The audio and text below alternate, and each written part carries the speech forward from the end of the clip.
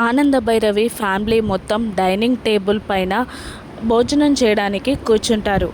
ఆనంద ప్రేమగా ప్రీతితో, అమ్మా నీకోసం ఈరోజు నేనే స్వయంగా పన్నీర్ కర్రీ చేశాను, అది మొత్తం నువ్వే తినాలి అని అంటూ ఉంటుంది ప్రేమగా. ప్రీతి పన్నీర్ కర్రీతో రైస్ తింటూ ఉంటుంది. అది చూసి అనన్య కోపంతో ఊగిపోతూ ఉంటుంది. పన్నీర్ కర్రీ తిన్న ప్రీతికి వామిటింగ్ సెన్సేషన్ వచ్చి నోటికి చెయ్యి అడ్డంగా పెట్టుకొని అక్కడి నుండి లేచి కంగారుగా వెళ్ళిపోతుంది. ప్రీతి అలా వెళ్ళిపోగానే రోహిత్, ఆనంద, లీలా, శరణ్య, దర్శన్ అందరూ కంగారుగా ప్రీతి వెంటే వెళ్తారు. కానీ అనన్య మాత్రం జరిగింది గుర్తు తెచ్చుకుంటూ ఉంటుంది.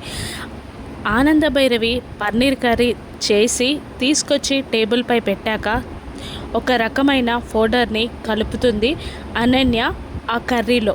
అది గుర్తు తెచ్చుకొని కన్నింగా నవ్వుతూ పక్కనే ఉన్న కాంచనాతో ఆ కడుపు ఇక్కడే కరిగిపోవాలి అని విషం కక్కుతుంది. ఇక అలా వామిటింగ్స్ అయ్యేసరికి ఆనంద భైరవి డాక్టర్ని పిలుస్తుంది. బెడ్పై పడుకున్న ప్రీతికి లేడీ డాక్టర్ చెకప్ చేస్తుంది.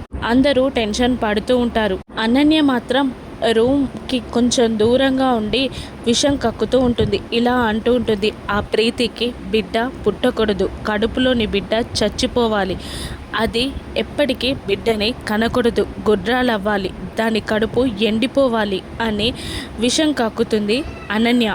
అప్పుడే అనన్య చెంప చెటెళ్ళుమని పేలిపోతుంది. ఎవరా అని టెన్షన్గా చూసిన అనన్యకి ఎదురుగా రుద్రరూపం దాల్చి ఆనంద భైరవి కనబడుతుంది. ప్రీతికి అబార్షన్ అవ్వాలి, గొడ్రాలవ్వాలి అన్న అనన్య మాటలు వినగానే అనన్య చెంప లాగి పెట్టి కొడుతుంది ఆనంద భైరవి. ఏంటి, దాని కడుపులోని బిడ్డ చచ్చిపోవడానికి, దానికి ఫుడ్ పాయిజన్ అవ్వడానికి నువ్వేనా అందులో విషం కలిపింది, ఫుడ్ పాయిజన్ అయ్యేలా చేసింది అంటూ అనన్య రెండు చెంపలని వాయిస్తూ ఉంటుంది ఆనంద భైరవి. ఇప్పుడు అనన్యకి ఏ శిక్ష వేస్తుంది? అనన్యని ఇంటి నుండి గెంటేస్తుందా ఆనంద భైరవి? రాను ఎపిసోడ్స్లో చూద్దాం. Thank you for watching.